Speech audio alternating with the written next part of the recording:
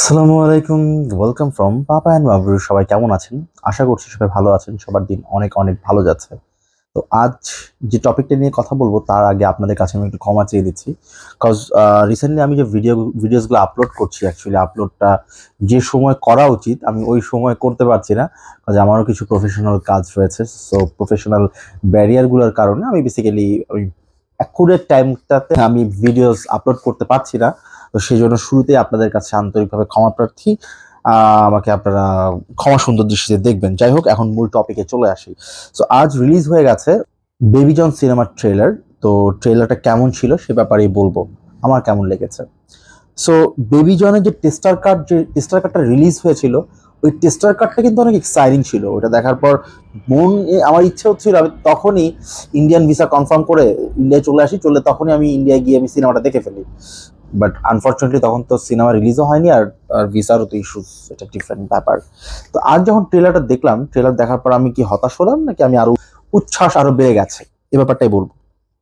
দেখেন, ট্রেলারটা দেখার পর আমার বেসিক্যালি উচ্ছ্বাসটা কিছুটা কমেই গেছে। আমি বলবো না ট্রেলারটা খারাপ হয়েছে, বাট ওই যে একটা এক্সাইটমেন্ট, বেসিক্যালি এটা থেরি রিমেক। আর থেরি সিনেমাটা আমি এর আগে দেখেছি। এটা যারা দেখেছে তারা বলবে, এক কথা বলবে, অসাধারণ একটা সিনেমা, দারুণ মাসি একটা সিনেমা, সবার ভালো লাগার মতো সিনেমা। সিনেমাটা ট্রেলারে মোটামুটি গল্প পুরাটাই এবার একদম ওপেন করে দিয়েছে। এই ট্রেলারে যে গল্পটা দেখিয়েছে তেরি সিনেমাতেও সেই গল্পটাই রয়েছে। আর নর্মালি টিপিক্যাল অ্যাটলিস্ট সিনেমা যেমন হয় এটাও তেমন। তবে আপনারা একটা জিনিস খেয়াল করবেন, অ্যাটলি কিন্তু এই সিনেমারও প্রডিউসার। অ্যাটলি থেরি কিন্তু অনেক কালারফুল ছিল, বাট আজকে ট্রেলারটা দেখার পর মনে হয়েছে যে কেমন যেন ডার্ক শেড রয়েছে সিনেমার মধ্যে, মানে কালার কালার গ্রেডিংটা এমন ভাবেই বিল্ড করা হয়েছে। আর এই জিনিসটা একটু কেমন লেগেছে জানো, আমি জানি না, হয়তো সিনেমা দেখার সময় হয়তো যেসব চেঞ্জেস আছে, অনেক চেঞ্জেস আছে মেকাররা বলেছে, হয়তো এটা তখন হয়তো ফিল করতে পারবো, বুঝতে পারবো। তবে এই ট্রেইলারে আমার আমার সব থেকে বেটার লেগেছে সেটা হচ্ছে আমাদের টাইগার শ্রফের বাবা জ্যাকি শ্রফকে।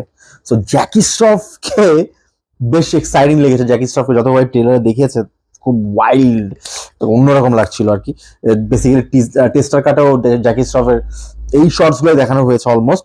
রাজপাল যাদবকে টেস্টার কাটে দেখানো হয়নি ওভাবে, যেটা ট্রেলারে দেখানো হয়েছে। রাজপাল যাদবের ডায়লগ ডেলিভারিটাও বেশ ভালো লেগেছে।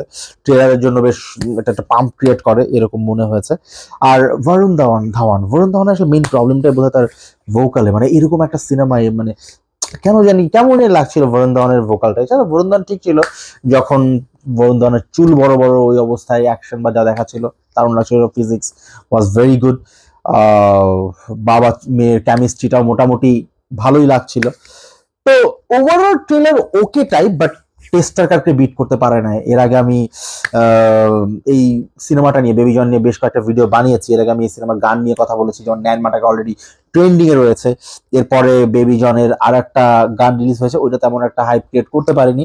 তবে still I am exciting for মানে এই সিনেমার থিম সংটা নিয়ে। যে থিম সংটা রয়েছে বেবি সং বলে যে গানটা, ওই গানটার জন্য এখন ওয়েট করছি। আর বেসিক্যালি এই ট্রেলারে যে বিজিএমটা হয়েছে, বিজিএমটাও কিন্তু বেশ দারুণ লেগেছে, বেশ ভালো হয়েছে।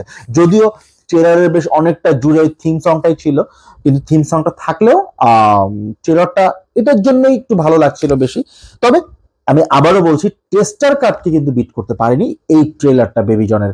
তারপরও আমি স্টিল এক্সাইটেড সিনেমাটা দেখার জন্য। যদিও কালিসের এর আগে একটা সিনেমা রিলিজ হয়েছে, ওই সিনেমা ওকে টাইপ ছিল, অতটা যে ভালো লেগেছে তাও বলবো না, বাট ওকে টাইপ ছিল।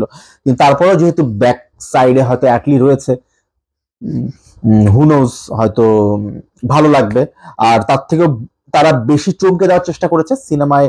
আমরা এর আগে একটা রিউমার শুনছিলাম যে সালমান খানের ক্যামিও থাকবে। সো সালমান খানকে মোটামুটি দেখানো হয়েছে, চোখ রিভিল করা হয়েছে, একটা ভয়েস ছিল ম্যারি ক্রিসমাস। তো এই জিনিসটা হয়তো একটু, যেহেতু নর্থে চলবে, নর্থ ইন্ডিয়াতে সিনেমাটা বেশি ব্যবসা করবে আমি মনে করছি, কজ পুষ্পার হাইপটা অতদিনে কমে যাবে কিছুটা। সো ব্যবসা করার সম্ভাবনা বেশ ভালো নর্থে। তবে আমি গ্যারান্টি দিয়ে বলতে চাচ্ছি, তেলুগু ইন্ডাস্ট্রি বা তামিল ইন্ডাস্ট্রিতে এই সিনেমা একদম ব্যবসায়িক দিক থেকে মুখ থুবড়ে পড়বে। এই সিনেমাটা বেসিক্যালি বানানোই হয়েছে নর্থ, মানে মুম্বাইকে কেন্দ্র করে, বলিউডকে কেন্দ্র করে। সো বলিউডের ব্যবসা করবে। ইভেন আমার ধারণা খাদান রিলিজ হবে ওই সময়টাতেই, হয়তো খাদান প্রথম 2-3 দিন ব্যবসা করবে, কিন্তু পরবর্তীতে হয়তো বেবি জনের গ্রসটা বেড়ে যেতে পারে, সম্ভাবনাটা বেশি আমার তাই মনে হচ্ছে। কারণ ওয়েস্ট বেঙ্গলে কিন্তু একটা রিসেন্ট একটা ট্রেন্ড চলছে, ওয়েস্ট বেঙ্গল কলকাতার যে কমার্শিয়াল সিনেমা সেগুলো কিন্তু একদমই ব্যবসা করতে পারছে না, মানে ম্যাসি সিনেমা। তবে দেবের একটা আলাদা আমি আসলে খাদান নিয়ে কথা বলে ফেলছি, কথায় কথায় চলে আসলো আর কি। তো দেবের সিনেমা যেহেতু ওই হিসেবে এটা হয়তো ব্যবসা করবে, তবে আই গেস খাদানকে বিট করে ফেলবে বেবিজন কলকাতা ইন্ডাস্ট্রিতে, আর নর্থে ভালো ব্যবসা করবে, আই থিঙ্ক ডিসেন্ট ব্যবসা করবে।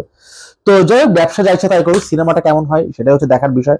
আর সিনেমাটা নিয়ে স্টিল এক্সাইটেড। থামানের মিউজিক আমার অসম্ভব প্রিয় একজন মিউজিক ডিরেক্টর, তার বিজিএম রয়েছে, তার গান অলরেডি একটা ব্লগ মানে অলরেডি ভালো ট্রেন্ডিং এ রয়েছে।